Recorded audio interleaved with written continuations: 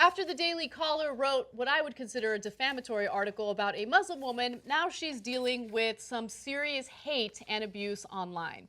Now, the Daily Caller had written an article where I don't know if it was on purpose, but misinterpreted something that she had tweeted. And apparently, since she worked with the Department of Homeland Security in a counterterrorism effort, the Daily Caller was trying to make a point about, hey, why are we having this suspected terrorist Muslim woman working with the DHS? So let me give you the details. First of all, the woman is named Laila Alawa, and she runs a website called The Tempest. It's supposed to be for millennial women of all ethnic backgrounds. It's supposed to give them a voice. I've actually come across that website before. Now, after the Daily Caller wrote the article that I'm talking about, she got messages like, I hope you die slowly in a pool of pig's blood, and can I use that towel on your head to wipe my ass? By the way, she's a no-good terrorist. That's why you'd like to kill her in pig's blood. Just a little ironic, just a little bit. Okay, so the article in question was headlined as follows. Syrian immigrant who said 9/11, quote, changed the world for good, is a Homeland Security advisor.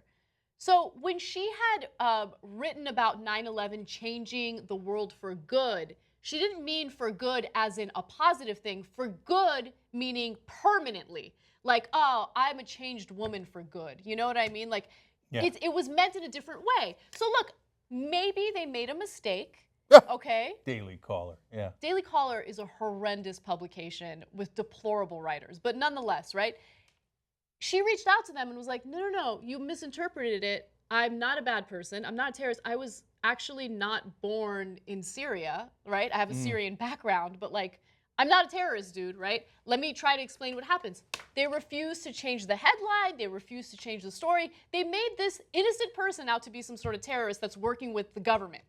But look, Daily Caller they're professional liars. They're a conservative website whose job is to do propaganda for the Republican Party and for the billionaires that fund them. Where does Daily Caller get their money? They don't make any money, okay? No, they're funded by millionaires and billionaires whose whole job is to do propaganda, and often, usually for tax cuts, but also oftentimes hateful propaganda to distract you and to say, okay, no, no, no, your real problem isn't the people who actually run the country. Your real problem is the other. So make sure you attack this woman who has done nothing to you. In fact, she's helpful, right? And they smear her. But why would anybody be surprised by this? These conservative websites, all they do is lie. So, like when, back in the day when Glenn Beck, who now has the conservative site, The Blaze, when he lied about Shirley Sherrod, you know, about they doctored the tape. All they ever do is doctor tapes, doctor quotes. That's all they ever do. So, of course, the Daily Caller is a piece of shit, and that did this on purpose to smear her, to get, and people attack her, they're like, good, we want them attacking Muslims. Yeah, that's exactly right. I mean, later on they released a statement saying like, oh no, we don't support any type of abuse. But if you don't support the abuse, then why don't you update your article to state that what you originally wrote was wrong and that she's not some sort of crazy terrorist? In fact, J. Todd Brisiel actually released a statement about this. He's with the DHS, and he says Laila Alawa was selected as a subcommittee member because of her perspective as a Syrian-American woman of the millennial generation.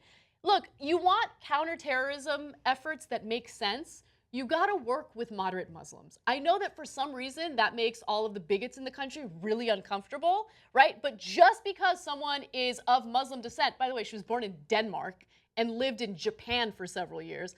Just because she's of Muslim descent doesn't mean that she's a terrorist. No, no, and if you remember James Comey last week, the head of the FBI said, our most productive relationships in gathering intelligence is with people in the Muslim community in America.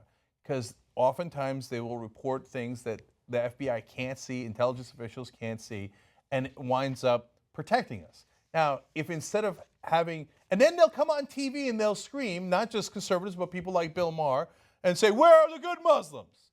Here they are. She's helping Department of Homeland Security, and they'll say, I don't care, you're a Muslim, and so I'm going to smear you anyway.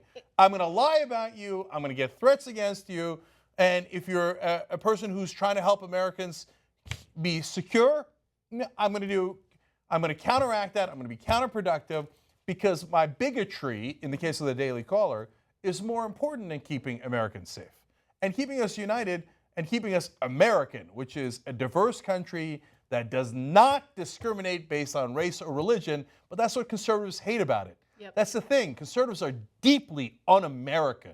They would love to discriminate on race, religion, and all the things that they have argued for decades and centuries in this country that they want to discriminate based on. It's a shame for them that our Constitution says the exact opposite. If you'd like to live in a country like that, go find one of those autocratic countries run by kings or emperors or dictators or strongmen. You'd fit right in, Daily Caller, but that's not this country. We're America and we stand together. If you don't like it, that's a sad day for you.